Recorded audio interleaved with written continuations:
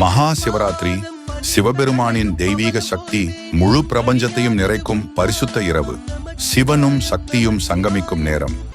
ஆண்டவன் தாண்டவம் புரியும் சக்தியின் இரவு. மகா சிவராத்திரி அன்று சிவபெருமானை வழிபட சிறந்த தருணம். நிஷித காலம். சிவபெருமான் லிங்க வடிவில் பூமியில் தோன்றிய நேரம். உச்சமான சக்தி பொங்கும் நேரம். சிவராத்திரி இரவு 4 பிரிவுகளாக பிரிக்கப்பட்டுள்ளது.